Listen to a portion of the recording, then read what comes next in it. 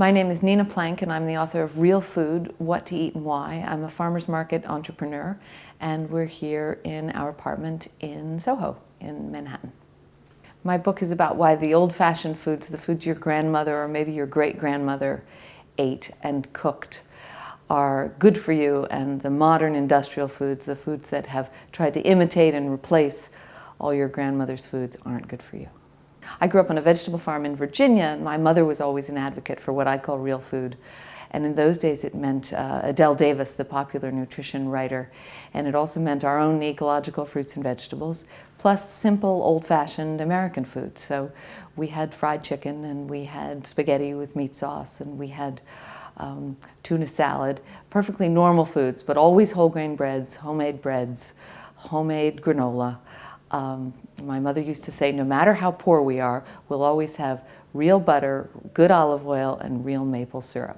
Food became a commodity, and the food producers, whether they're farmers or food manufacturers or even restaurants who are selling us ready-to-eat and convenience and packaged foods, wanted foods that were cheaper.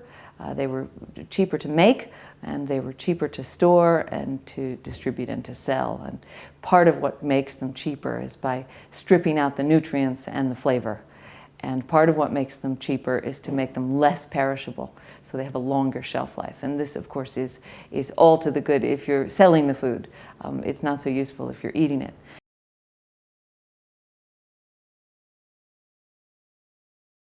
Milk is a very complex food, and it's a complex food chemically and nutritionally, and it's complex in terms of the way cows and goats and sheep can be raised, and then it's complex in terms of processing, whether with traditional methods by cheese making or with industrial ones. So it's fair that people are confused about dairy. That's the first thing we should say. I've studied milk and cheese and yogurt and in their traditional and their industrial forms, and we can say squarely and confidently that traditional dairy products are good for you and industrial dairy products are not. And a lot of the milk critics, as I call them, charitably, because some of them will tell you that milk is poison, are really criticizing aspects of industrial dairying, such as hormones, such as feeding cows grain in confinement. They are less critical, I've noticed, about some things that concern me, such as ultra-pasteurization. There's one of those foods that will never spoil, and it will never spoil because it's completely dead. Another charge against milk is that it contains too much saturated fat, and saturated fat, it is said, causes heart disease by clogging your arteries. This has been the reigning hypothesis in nutritional epidemiology for many decades now, but there are many, many holes in this theory. One is that when we look at cultures where people consume a lot of saturated fat, including saturated fat from dairy products, they don't necessarily succumb to unhealthy cholesterol levels or clogged arteries or heart attacks. Another is that when we feed subjects in controlled trials on butter or other saturated fats versus other things like polyunsaturated corn oil or something, we see that their cholesterol doesn't rise in unhealthy ways. And finally, we're discovering it's really what we've done to fats and not the natural fats themselves, which are probably bad for us. So the so-called heart-healthy alternative to butter has been hydrogenated vegetable oils to make margarine, this imitation butter. And so we've now discovered just how bad those are. At Harvard, Walter Willett reckons that the trans fats in partially hydrogenated vegetable oils are responsible for 100,000 premature deaths from heart disease in the US every single year. Countries like Denmark have already banned trans fats, and we should too. All we've done is put them on the label, so now at least you can avoid them. And then finally, we can look at how traditional dairy is different than industrial dairy, and we should be able to see a number of ways in which traditional dairy is actually good for you, and not just because it's rich in protein and vitamins A and D, and it's an excellent source of calcium, much better than calcium tablets, but because it contains special agents. If the cows are raised on grass, it will contain more beta-carotene and vitamin A. It will contain more CLA, which is a rare anti-cancer fat, which we consume only in small doses through dairy products, but in doses large enough to make a clinical difference. And grass-fed dairy will also contain more omega-3 fats, which of course we know are heart healthy. There is also the charge that milk causes cancer, or dairy products, and the epidemiological studies on this are not really clear when we look at populations and see that some groups of women have more breast cancer, or some groups of men have more prostate cancer. It's not necessarily clear that that's linked to dairy products. One thing we do know is that the high levels of hormones which are used to boost milk production resemble in every way IGF, the insulin-like growth factor in humans, which does cause cancer cells to proliferate. So I think the consumer revolt against hormones in milk is probably a sensible one. In about 2/3 of the American states, you can buy raw milk legally, one way or another. The main improvement really has been the near ubiquitous presence now of organic milk, and industrial organic milk certainly isn't as good as a local grass-fed traditional milk. However, it's a great improvement on industrial milk, and one that I wholly welcome. There will be no pesticides in the feed the cows have eaten, and there will be no hormones in the milk.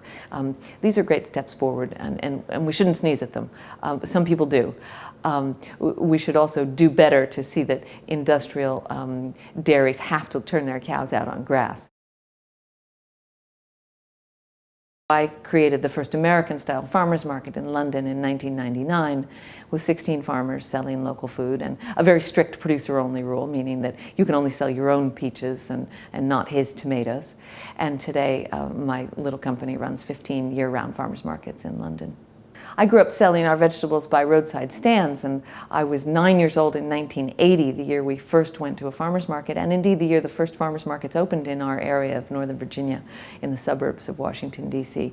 So I remember the local food market when it was still in its infancy. The difference now is that when I was little, there were the fruit and veg people like us, and then there was the honey lady and the plant man and the baker.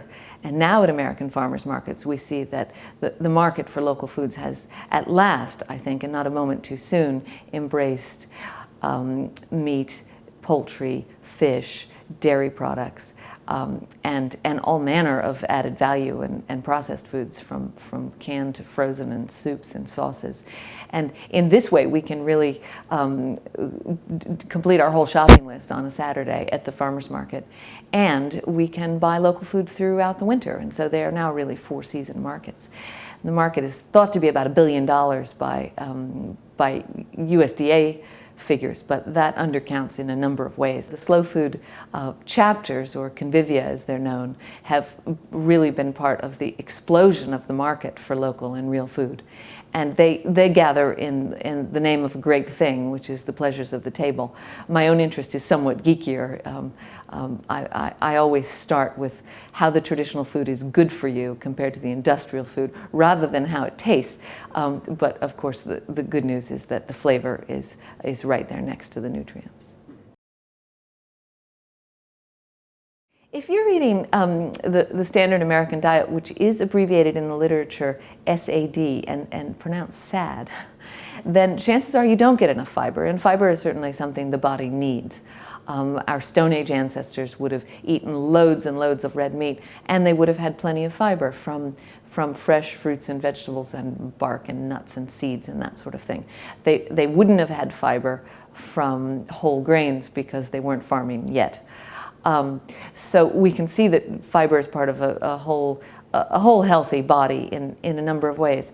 On the other hand, fiber as an added nutrient, fiber as a supplement, fiber as a superfood, fiber as a cure-all, I think some of these benefits of fiber are probably overstated. And if you're eating a mixed, omnivorous diet of whole foods, you needn't obsess about fiber. The obsession with whether this food or that food is good for me, or for my husband, or for my son or daughter or teen or baby will continue. Americans are very, very interested in the health qualities of food. That won't change. I would say that in every instance where industrial food has purported to be good for you, it is attempting to imitate a traditional food we already have. And so there's no need to buy any of these industrial foods. You just buy the traditional foods produced in the most traditional way possible, and you'll get all the health benefits. We are now starting to see, I think, a distasteful trend of putting nutrients in foods where they never existed in the first place. So for example, they're putting an algae-based fish oil in orange juice and in soy yogurt. I don't favor this. I think there are reasons the nutrients come in the packages they come in, and God or nature, as you wish, has perfected these little delivery mechanisms. A very good example of that is skim milk. Why do you divide up the skim milk, divide up the whole milk in your fridge so now you have skim milk and butter? Why not drink the whole milk? Another is the egg. The egg white omelet is an abomination and just as bad as buying liquid pasteurized egg whites. You cannot even digest the protein in the egg without some of the fat from the yolk.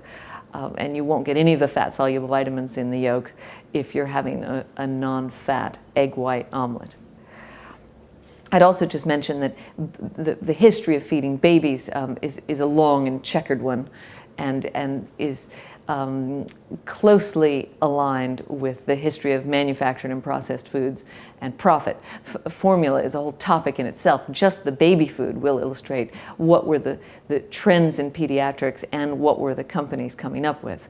And so babies, I find, are often the last to know about old myths and new realities. And so we're just seeing now, I'm pleased to say, a shift from the great emphasis on cereals and grains for babies and a turning back toward what tiny human beings actually need, which is fat and protein. So you're now seeing a return, even among conventional pediatricians, to suggesting to mothers that some of the first foods be fats and meats for babies. In our house, we went a long time without crackers, but we found with a toddler that a decent cracker is just absolutely indispensable. And so in addition to the snacks that we would eat ourselves, which are mostly nuts and dark chocolate, and a piece of cheese, maybe a raw milk cheddar and some apples. I now do scour the shelves for decent crackers. And there are lots of good grown-up crackers out there with great flavors and nice ingredients like olive oil that go with cheese or whatever people eat with their crackers and their glass of wine. But I'm usually looking for a whole grain cracker. And I don't want some, non-fat, health food, million grain, whole grain cracker. I want maybe a nice oat cake. There's a terrific one made in England that we can't get anymore. I think a simple American oat cake and then a few flavors to go with it would be good. Crackers made with olive oil, with sea salt, with minimal amounts of flavor and a decent amount of whole grain. But as I say, not 9 grains, I think would definitely have space on the shelf. They would in our house, and I know other people who would buy them too. I think probably there's room for more cured meats. We know that a lot of traditional people are hanging around living on beef and salmon jerky in the lean months of winter. How you can come up with decent protein-related snacks when really the best one is a boiled egg and it doesn't travel so well is, I think, a mystery for food companies to ponder. People like me who are willing to spend some money on food and work and have young children are not about to revert to poor quality convenience foods once we have perhaps a little more money or a little less time or a few more children. So the question is always, how can you make a profit giving the customer what she wants? And I think you can make a profit by giving her flavor and nutrition and convenience. And you shouldn't have to do too much fancy engineering to get that. You just need to come up with good ingredients and put them together in a delicious way. And the packaging should take care of itself. I mean the marketing on the packaging. Because you will only be describing the nutritional benefits and the great flavor of these real foods, and the convenience should sell itself. I believe in packaged foods, I believe in preserved foods, and I believe in convenience foods. And the question is, how can we get the best packaged, preserved convenience foods to busy families?